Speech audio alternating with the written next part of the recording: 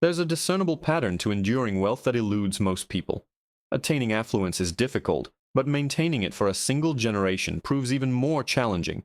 Preserving wealth for 5 generations approaches the improbable. In 1973, when 120 descendants of the Vanderbilt family convened for a reunion, not a single one possessed millionaire status. The Vanderbilts descended from America's wealthiest lineage to financial ruin within 3 generations. This represents the typical trajectory. Fortunes amassed in 1 generation are often depleted within 3. However, one family stands apart, having defied this pattern.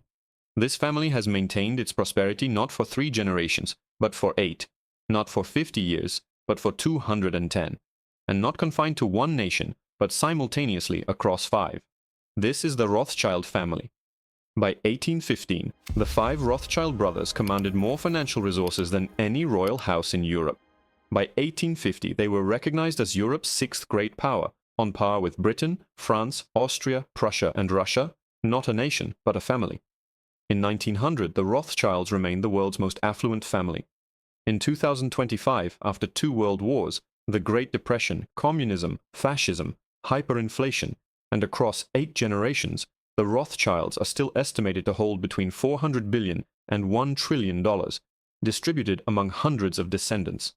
The precise figure remains unknown. Unlike the Vanderbilts, who squandered their fortune, or the Rockefellers, whose wealth is gradually diminishing, the Rothschilds have mastered something unique: the art of remaining affluent while maintaining invisibility. They possess the ability to transfer power across generations without relinquishing control, and to weather every financial crisis, every war, and every revolution for over 2 centuries. This is the narrative of how one family achieved unparalleled wealth, not through the genius of a single founder, but through a meticulously designed system, a robust network, and a strategy that has proven effective for 210 years, and counting. This includes the strategic deployment of 5 sons, leveraging an information advantage, engaging in both sides of conflicts, infiltrating central banking, and implementing mechanisms that ensure wealth accumulation, even when individual members falter. This is the Rothschild paradigm. Once you comprehend it, you will understand the true nature of dynastic wealth, not the romanticized version, but the reality where information equates to power. Networks constitute fortune, and discretion is the key to enduring riches. Before delving into their methods, it's crucial to understand their origins. The Rothschilds did not commence their journey as privileged aristocrats. They began in a ghetto. In 1744, Meyer Amschel Rothschild was born in the Frankfurt Judengasse, the Jewish quarter, a single street in Frankfurt where Jews were compelled to reside, walled off from the rest of the city. By law, Jews were prohibited from owning land, joining guilds, or practicing most professions. However, they were permitted to engage in moneylending because Christian doctrine forbade usury, the charging of interest on loans. Jews faced no such restrictions. Consequently, moneylending became a Jewish occupation, not by preference, but by necessity. Meyer Amschel's father was a modest money changer and trader, unremarkable in his pursuits. Upon his father's demise when Meyer was 13, he was apprenticed to the Oppenheimer Bank in Hanover. There, he acquired knowledge of banking, the inner workings of royal courts, and a crucial understanding. Powerful individuals invariably require capital. He also grasped that he who controls the capital controls the powerful. This insight laid the foundation for a dynasty. By his 20s, Meyer Amschel had returned to Frankfurt, initiating a trade in rare coins, not standard currency, but collectible pieces. His fascination with coins stemmed from their popularity among European nobility, affording Meyer access to princes and dukes, individuals of significant influence. In 1769, Meyer became the court factor to Prince William of Hanau, effectively his financial agent. Meyer managed Prince William's assets, oversaw investments, arranged loans, and received a commission. This marked his entry into a position of influence. Prince William amassed considerable wealth by leasing Hessian soldiers to the British during the American Revolution, a contingent of 30,000 German mercenaries funded by the British Crown. This substantial fortune, amounting to millions of pounds, was managed by Meyer Amschel Rothschild. Meyer not only managed this capital but also amplified it, investing it across Europe and extending loans to other governments, thereby enriching both the prince and himself. What set Meyer apart from other court Jews and financiers was his decision to share his enterprise. He cultivated a network fathering 10 children, 5 sons and 5 daughters, and rigorously trained all 5 sons in banking from their youth. Then he implemented an unprecedented strategy. He dispatched them to different financial centers of Europe to establish banks. Not a single bank, but 5, operated by one family across 5 nations, all coordinating, sharing intelligence, and collaborating. This was their strategic masterstroke. In 1798, Nathan Rothschild, the third son, was sent to Manchester, England, subsequently relocating to London, where he established N.M. Rothschild and Sons. In 1811, James Rothschild, the youngest son, was dispatched to Paris, becoming de Rothschild Frère. Salomon Rothschild was sent to Vienna, founding S.M. von Rothschild. Karl Rothschild was dispatched to Naples, establishing C.M. de Rothschild and Figge. And Amschel Meyer Rothschild Jr., the eldest son, remained in Frankfurt to manage M.A. Rothschild and Sons. Thus 5 brothers operated in 5 key cities: Frankfurt, London, Paris, Vienna, and Naples. These were not merely Europe's financial hubs, they were the centers of power for the 5 major European nations following Napoleon's defeat: Britain, France, Austria, Prussia, and the Italian states. The Rothschilds established a presence in every major power simultaneously, functioning as a single, unified entity and business. They coordinated their efforts. If the British government required a loan, Nathan in London could arrange it, with the funds potentially originating from Salomon in Vienna or James in Paris. If the Austrian emperor sought financing, Salomon could provide it, drawing upon resources from Nathan and James. They facilitated the cross-border movement of capital prior to the advent of modern banking systems, capable of financing any entity. Their presence in every capital granted them access to intelligence unavailable to others: political, military, and economic. In an era when communication relied on the speed of horses and ships, the Rothschilds maintained a private courier network that outpaced any governments, utilizing carrier pigeons, swift vessels, and encrypted messages. They possessed knowledge of events in Paris before the British government, and awareness of developments in Vienna before the French government. This information advantage proved more valuable than gold. Consider their utilization of this advantage. In 1815, during the Battle of Waterloo, Napoleon escaped exile and raised an army, plunging Europe into conflict once more. The outcome would shape the continent's destiny. A Napoleonic victory would have established French dominance over Europe, causing British government bonds to plummet. Conversely, a British triumph would have ended Napoleon's ambitions and sent British bonds soaring. The battle occurred on June 18, 1815, near Waterloo in what is now Belgium. Nathan Rothschild was in London. Official reports of the battle's outcome would take days to reach London, but Nathan had agents present. The instant Wellington defeated Napoleon, a Rothschild agent named Rothworth raced to the coast, crossed the English Channel by boat, and arrived in London on June 20th, a full day before the official messenger. Nathan Rothschild knew the outcome of Waterloo before the British government, before anyone in London. He then proceeded to the London Stock Exchange, took his usual position, and began to sell British government bonds aggressively. Every individual on the exchange observed Nathan, aware that the Rothschilds always received information first. His selling signaled bad news, implying Napoleon's victory. Other traders, succumbing to panic, followed suit, initiating a sell-off that caused British bonds to collapse in price. Subsequently, Nathan's agents discreetly began purchasing bonds at the lowest possible prices. When the official news arrived the following day, confirming Wellington's victory, British bonds surged. Nathan had effectively bought at the market's nadir, amassing a profit estimated between £1 million and £20 million from that single transaction, a sum sufficient to elevate Nathan Rothschild to the wealthiest man in Britain overnight. This event unequivocally demonstrated that information held greater value than military might. This was in 1815. That singular event, the Waterloo transaction, cemented the Rothschild name in legend. However, it was not mere chance, but the culmination of a sophisticated system. The 5-brother network, the exploitation of information, and the capacity to act with greater speed than governments. They continued to leverage this system for decades. Following Napoleon's defeat, Europe required extensive rebuilding. Governments burdened by the costs of armies, war debts, and infrastructure restoration needed substantial loans. The Rothschilds provided this financing to all of them: the British government, the Austrian emperor, the King of Prussia, the French monarchy, and even the Vatican. Between 1815 and 1850, the Rothschilds arranged loans totaling hundreds of millions of pounds, transcending mere lending to become indispensable. Any European government seeking financing turned to the Rothschilds, who could mobilize capital across multiple nations simultaneously due to their network and their reputation for unwavering repayment. They ensured repayment by not just lending funds, but by assuming control of tax revenues. If Austria defaulted, the Rothschilds would control Austrian customs duties until the loan was satisfied. Similarly, if Naples borrowed, the Rothschilds would oversee tobacco tax revenue. They did not rely on voluntary repayment. They secured the revenue streams. This is the secret to sustained wealth. Not hoping for repayment, but ensuring it. By 1825, Nathan Rothschild in London wielded more influence than the Bank of England. That year, Britain faced a severe financial crisis, with banks failing and widespread panic. The Bank of England's gold reserves were dwindling, and the government urgently needed a substantial emergency loan to stabilize the banking system. They approached Nathan Rothschild, who arranged a loan of £10 million, an astronomical sum at the time, equivalent to over £1 billion today. He secured this by coordinating with his brothers across Europe, channeling gold from Paris, silver from Vienna, and bills of exchange from Frankfurt. Within weeks, the crisis was averted.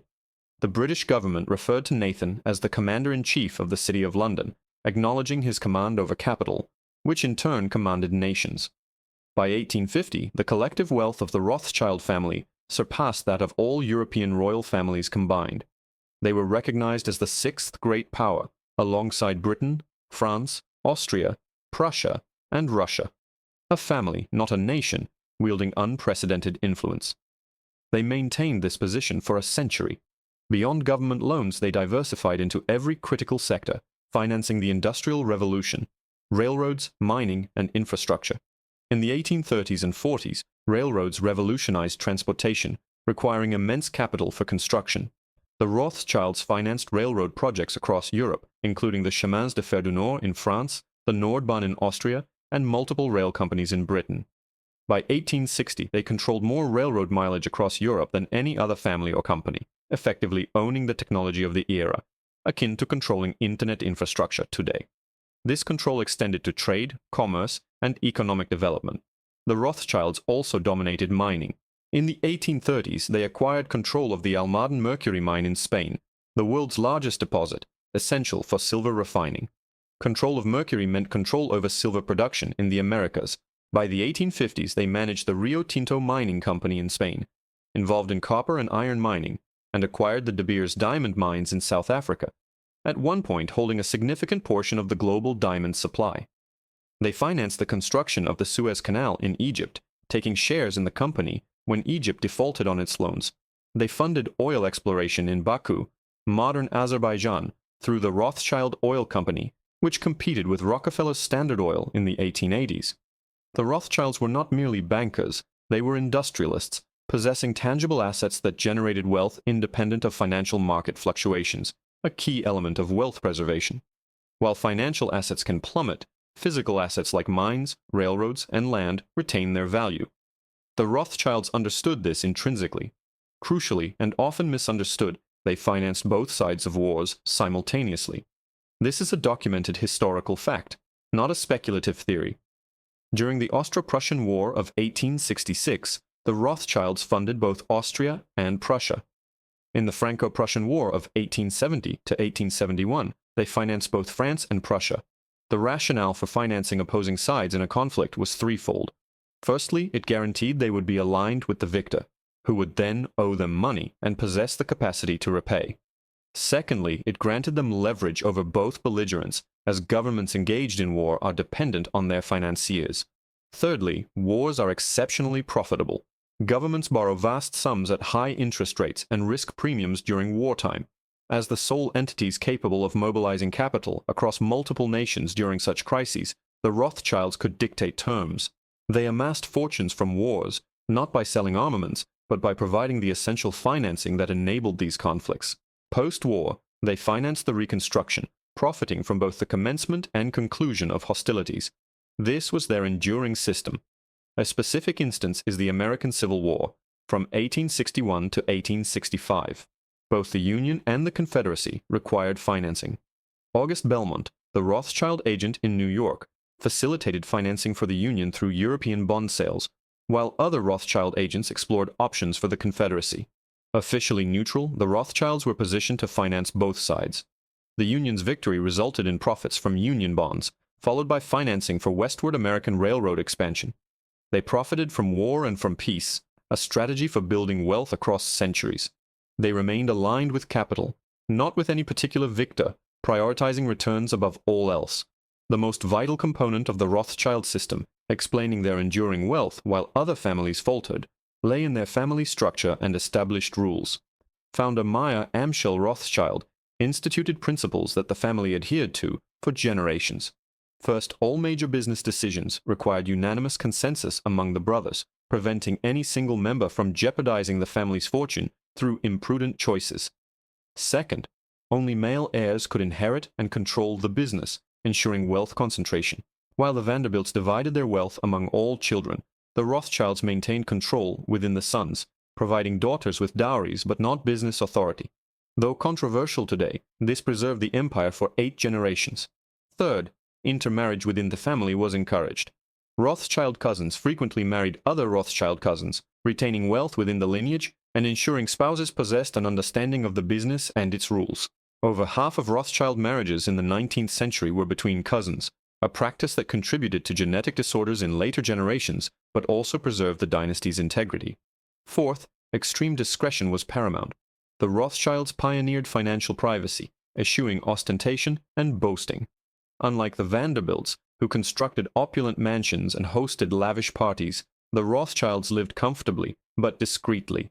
Their wealth resided in banks, bonds, and businesses, not in conspicuous displays, thereby shielding them during periods of revolution, war, and social upheaval. Mobs would not target Rothschild properties, and governments often exempted their holdings due to the leverage the Rothschilds possessed through their control of essential loans. Fifth, diversification across nations was a cornerstone of their strategy, epitomized by the Five-Son Initiative. When France experienced revolution in 1848, the Paris Rothschilds remained secure due to the continued operation of the London, Vienna, Frankfurt, and Naples branches. World War I devastated the Austrian and German branches, but the British and French branches persevered. During World War II and the Holocaust, which decimated the European branches, the British and American branches ensured the preservation of the family's wealth, rendering the collapse of any single country incapable of destroying the family. This inherent structural resilience proved invaluable. Consider their navigation of historical catastrophes. In 1848, revolutions swept across Europe, toppling monarchies and governments in France, Austria, Prussia, and the Italian states, leading to widespread chaos. While the Rothschilds experienced short-term financial losses, order was restored within 2 years, and it was the Rothschilds who financed this restoration, recouping their losses and exceeding them. From 1914 to 1918, during World War I, the Rothschild Bank in Vienna, Austria-Hungary, faced confiscation of assets and closure as part of the losing side. The Rothschild Bank in Frankfurt, Germany, also suffered damage. However, the Rothschild banks in London and Paris, aligned with the victorious nations of Britain and France, had their assets preserved. The family's survival was attributable to their diversified presence among both victors and vanquished. The 1917 Russian Revolution saw the Rothschilds with substantial investments in Russia, including oil fields in Baku, railroad ventures, and mining interests. The Bolshevik regime seized all assets, resulting in an estimated loss of $50 to $100 million in today's currency. This was a significant blow, but insufficient to dismantle the family, as their wealth held in Britain, France, and America allowed them to absorb the loss and continue. This is the power of diversification, the ability to withstand a 10 to 20% loss of wealth, if the remaining 80 to 90% is adequately protected. From 1929 to 1939, the Great Depression plunged the world into financial collapse, causing widespread bank failures and the destruction of fortunes. The Rothschilds, like everyone else, incurred losses, but they retained control of their core banking operations. N.M. Rothschild in London and Rothschild Frères in Paris survived. Consequently, when World War II erupted, they were in a position to finance the British and French war efforts, recouping their Depression-era losses through war loans. During World War II, from 1939 to 1945, the Nazis specifically targeted Jewish wealth, seizing Rothschild properties in Austria, Germany, and France, The Vienna Rothschild Palace was occupied by the Nazis, and Baron Louis de Rothschild was arrested in Austria and held for ransom, for which the family paid millions. French Rothschild estates were occupied, but the British and American Rothschild branches remained secure. Following the war, the family reclaimed properties and rebuilt, though not to their pre-war status in continental Europe. However, their survival was paramount. The modern Rothschild empire is where their story becomes particularly compelling. The prevailing notion that the Rothschilds lost their wealth in the 20th century is inaccurate. They adapted. In 1960, Rothschild banks merged their operations. The distinct national divisions of the Rothschild banking enterprise began to align more formally. The London branch under N.M. Rothschild emerged as the preeminent entity. A significant shift occurred in 1981 when the French socialist government, led by François Mitterrand, nationalized the banking operations of Rothschild Frères in Paris. While the French Rothschilds were compelled to relinquish their established institution, they demonstrated remarkable resilience. Within a span of 3 years, they re-established their presence by founding a new financial house, Rothschild and Saillet. This venture was built entirely from the ground up. By the year 2000, the French Rothschild Bank had ascended to become one of Europe's most lucrative private banking institutions. The inherent tenacity of the Rothschilds is evident. They possess a history of overcoming substantial adversity. Presently, the primary Rothschild operations encompass Rothschild & Co's in Paris and its London counterpart, positioning them among the world's foremost independent financial advisory firms. Their expertise extends to advising on mergers and acquisitions, corporate finance, and wealth management. In 2023, their revenue reached $2.4 billion. This is not merely a historical artifact, it represents a dynamic and highly prosperous modern financial entity. Beyond their corporate endeavors, the Rothschild family maintains substantial private asset portfolios. The Edmond de Rothschild Group, focused on banking and private wealth management, was established in 1953. As of 2023, their assets under management exceeded $150 billion. Furthermore, RIT Capital Partners Investment Trust, an enterprise initiated by Lord Jacob Rothschild, boasts a market capitalization exceeding $3 billion. This trust strategically invests in hedge funds, private equity, and real estate, owning notable assets such as Waterton Manor and extensive estates. Their land holdings in both England and France are considerable, encompassing prestigious chateau vineyards and significant art collections. Among these are some of France's most esteemed wine estates, including Chateau Lafite Rothschild and Chateau Mouton Rothschild, whose vintages command prices in the thousands of dollars per bottle. These vineyards function not merely as agricultural sites, but as globally recognized brands and luxury assets. The family's investment activities also extend to venture capital and private equity through a variety of channels, with interests in sectors such as clean energy, technology, real estate, and mining. Their business model has evolved beyond traditional 19th century banking practices, actively engaging with 21st century industries. This leads to the ubiquitous question: what is the net worth of the Rothschilds? The precise figure remains intentionally elusive. The family abstains from publishing consolidated financial statements, and there is no central Rothschild corporation with publicly accessible filings. The family comprises hundreds of descendants, potentially exceeding 500 individuals, each branch possessing its own distinct wealth. Conservative estimates based on publicly acknowledged assets and the historical compounding of wealth at average rates place their combined worth at a minimum of $400 billion. More expansive projections, accounting for undisclosed assets and private holdings not publicly documented, suggest a figure of $1 trillion or more. The reality likely lies somewhere between these estimates, perhaps ranging from $500 to $700 billion distributed among over 500 descendants. This equates to an average of approximately $1.4 billion per individual, though this distribution is far from uniform. Senior family members who direct the banking institutions are understood to possess tens of billions of dollars, while more distant relatives might hold hundreds of millions. Regardless of the exact figure, the Rothschilds are almost certainly wealthier than the Waltons, the family behind Walmart, whose net worth is estimated at $247 billion, and the Mars family, with $160 billion. They may even surpass any other family globally, with the potential exception of the Saudi royal family, the House of Saud, which is estimated to possess $1.4 trillion, though this is spread across 15,000 members. The Rothschilds have managed to maintain a highly concentrated level of wealth among a significantly smaller group for a far longer duration. The opacity surrounding Rothschild wealth stems from the intricate web of trusts, private companies, foundations, and offshore holdings they utilize.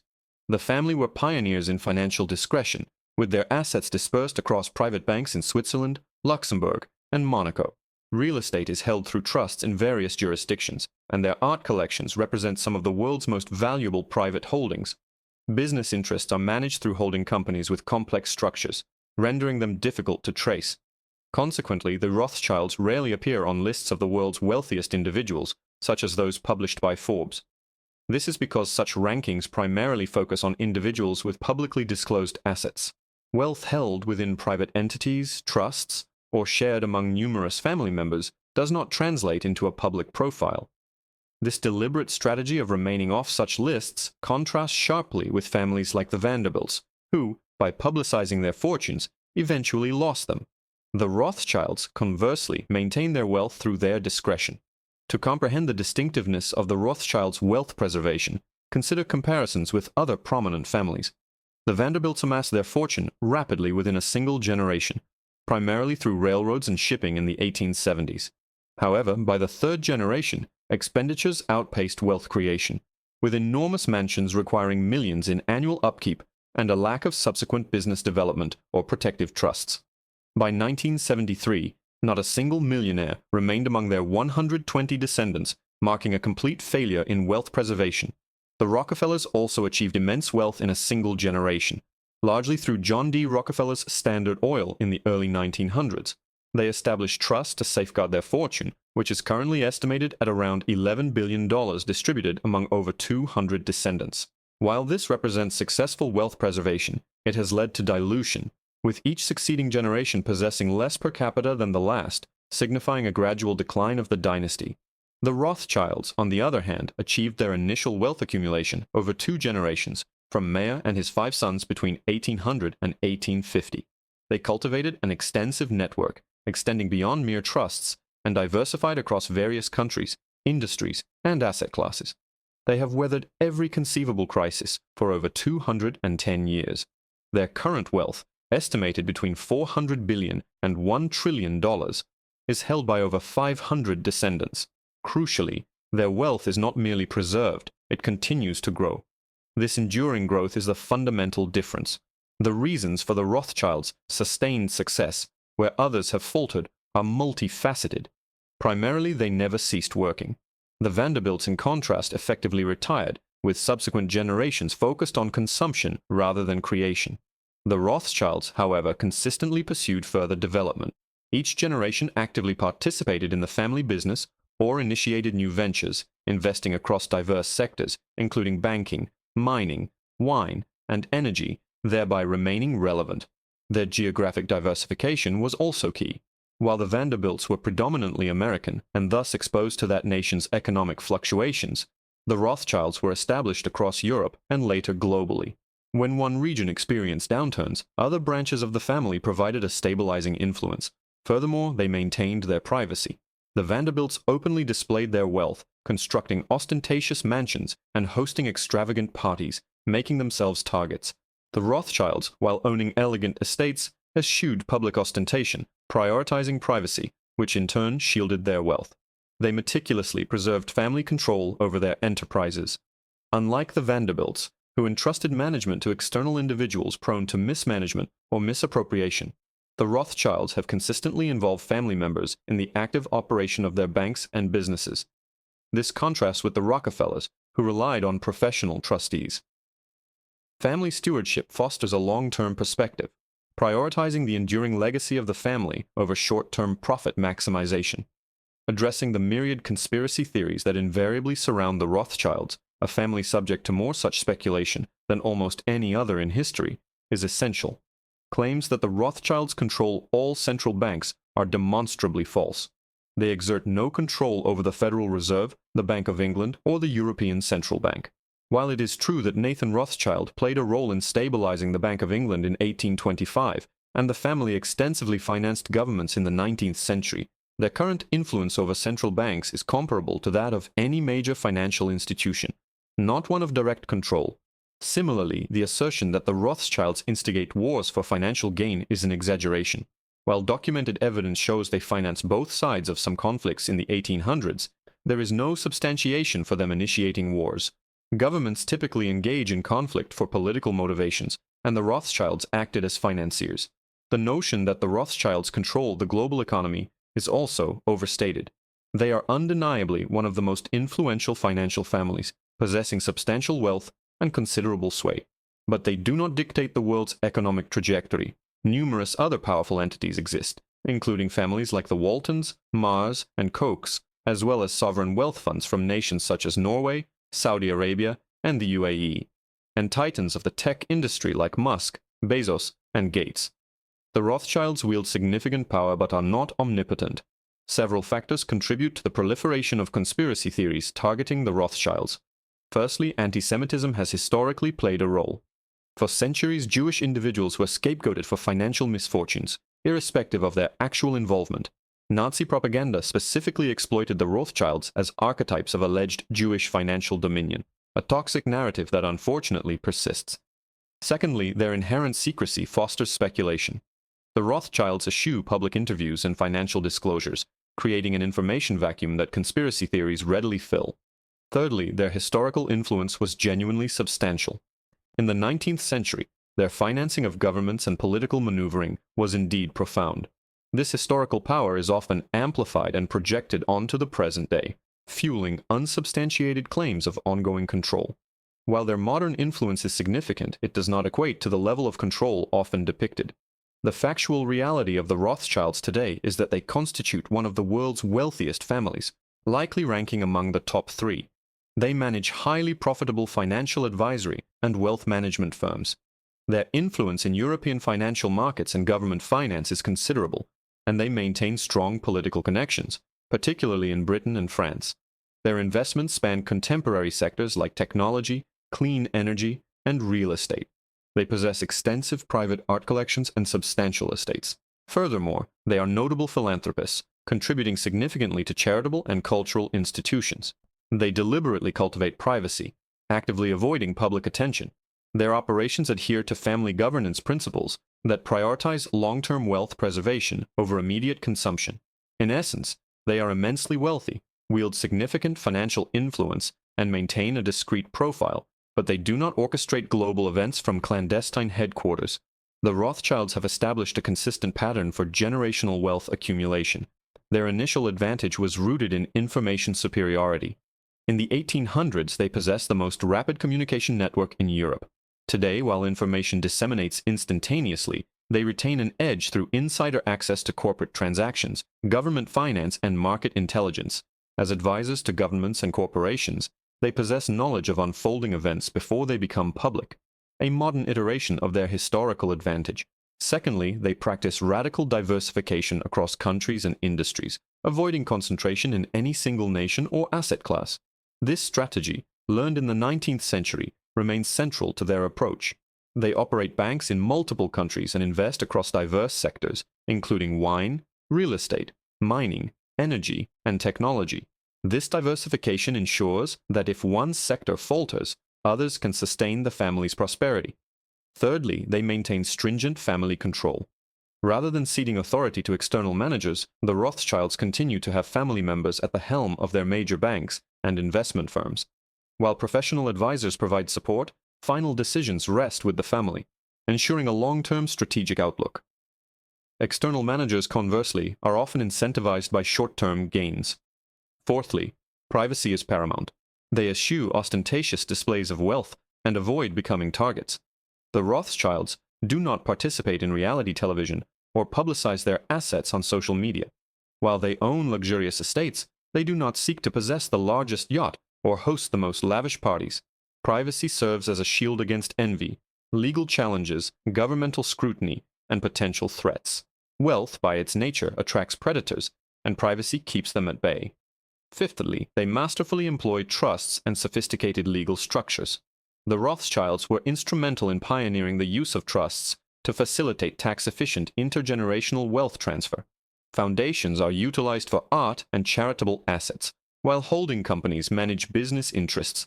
Every structure is meticulously designed to minimize tax liabilities and maximize control across generations.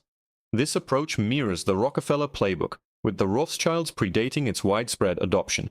Sixthly, they possess an unparalleled ability to navigate crises. They have endured the Napoleonic Wars, the revolutions of 1848, both World Wars, the Russian Revolution, the Great Depression, the Holocaust, nationalizations, and numerous financial downturns. Their resilience is attributed to diversification, maintaining liquidity, and exercising patience. During periods of economic downturn when assets are undervalued, they strategically acquire them, capitalizing on market recoveries for profit. This transforms crises into opportunities. The compounding effect of such strategies is profound. Assuming a hypothetical starting point of $100 million in 1850, a conservative estimate based on historical records, and a 7% annual compound growth rate, a reasonable figure for diversified investments, this initial sum would have grown significantly over 175 years. The underlying question of why the Rothschilds warrant such attention is significant. Their narrative is, in essence, a depiction of the global financial system's actual mechanics, rather than its theoretical portrayal in textbooks. The Rothschilds exemplify the power of information. Early access to knowledge confers a decisive advantage, a principle still evident today in high-frequency trading firms that gain billions by operating microseconds faster than competitors, mirroring the Rothschilds' 19th-century use of carrier pigeons for information dissemination. They demonstrate that financing holds greater leverage than outright ownership. Control can be exerted not through possessing a factory, but by owning its debt. The principle that whoever controls financing controls the enterprise applies equally to corporations, governments, and individuals, with debt serving as a potent instrument of control. They prove the efficacy of engaging with multiple facets of a situation. Financing both sides of a conflict or deal guarantees a favorable outcome, regardless of the ultimate victor, as the focus remains on transactional fees. This is the model modern banks employ, lending to competing companies and financing acquisitions on both sides, indifferent to the specific outcomes but focused on revenue generation. They illustrate that crises represent opportunities. The Rothschilds' initial fortune was amassed during the Napoleonic Wars, and they expanded their influence during subsequent revolutions and depressions. In times of widespread panic, individuals possessing capital and patience can achieve immense financial success. This is the contemporary strategy of private equity firms, acquiring distressed assets during economic downturns and divesting when markets rebound, a playbook largely authored by the Rothschilds. They underscored the value of privacy and wealth preservation. Families that publicized their fortunes, such as the Vanderbilts, often lost them, while those who maintained discretion, like the Rothschilds, retained theirs. This principle explains why modern billionaires increasingly prioritize privacy, having learned from the Rothschild example. They proved that networks possess greater value than individual brilliance. The Rothschild success stemmed not from Mayer's singular genius, but from the coordinated efforts of 5 brothers across 5 nations, a network effect that generated unparalleled influence. This dynamic is replicated today within global elite circles through organizations like Davos and Bilderberg, informal networks facilitating information exchange and deal-making, a model pioneered by the Rothschilds. They demonstrated that family structure dictates the preservation of wealth. Rules governing inheritance, business control, and wealth distribution are more critical than the initial amount of wealth accumulated. The Rothschilds adhered to strict protocols, a stark contrast to the Vanderbilts, explaining the enduring prosperity of one family and the decline of the other. For anyone aspiring to build generational wealth, the Rothschild model offers invaluable lessons. While achieving the scale of the Rothschilds or even the Rockefellers may be improbable, their strategic patterns are replicable. Firstly, recognize information as power. Stay informed through diligent reading, research, and a deep understanding of market dynamics to gain a competitive edge. Secondly, pursue radical diversification, spanning countries if feasible, and definitely across asset classes. Avoid concentrating all resources in real estate, stocks, or a single business. Widespread distribution is key. Thirdly, focus on building systems, not merely accumulating wealth. The Rothschilds didn't just amass money. They established a coordination framework among the brothers, a system that generated wealth for generations. Define your own system. Fourthly, understand that privacy offers protection. Avoid boasting or flaunting wealth, as conspicuous displays attract unwanted attention and create vulnerabilities. Discrete individuals remain secure. Fifthly, prepare for crises by maintaining liquidity and reserves. Avoid being fully invested when asset values are inflated. During inevitable downturns, this foresight allows for opportunistic acquisitions at the market's lowest point. Sixthly, family governance is critical. For those aiming to pass wealth to descendants, establish clear rules regarding business control, decision-making processes, and provisions for irresponsible heirs. Such governance prevents a single generation from squandering what took multiple generations to build. The Rothschilds grasped this concept in 1810, a wisdom still lacking in many families today, which explains why most family wealth dissipates by the third generation. The Rothschilds, now in their 8th generation, continue to thrive, a testament not to luck, but to a robust system. It is crucial to understand that the Rothschilds are not superhuman, nor are they intellectual titans, nor do they control the world from clandestine operations. They are a family that established a system in 1810 and has diligently adhered to it for over 215 years. This system, encompassing the 5-Sun strategy of market diversification and coordination, remains effective. The advantage of early information access still holds true. Their financing strategy, centered on controlling capital to dictate outcomes, continues to yield results. Their crisis management approach, involving strategic acquisitions during periods of panic, remains a viable path to wealth accumulation. The privacy strategy of maintaining a low profile to safeguard wealth is proven effective.